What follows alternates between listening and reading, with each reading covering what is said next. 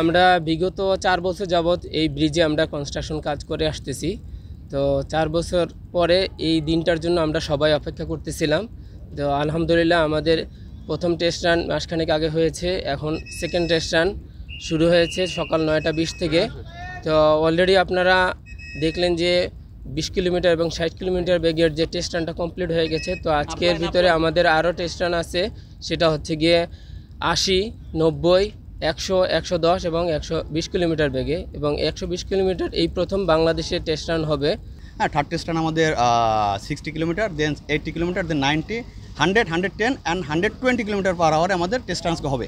এবং এটা বাংলাদেশের ইতিহাসে সর্বোচ্চ স্পিডে আমাদের বাংলাদেশে ট্রেন চলবে এবং যমুনা ব্রিজের উপর দিয়ে, যমুনা রেলওয়ে ব্রিজ প্রজেক্টের উপর দিয়ে।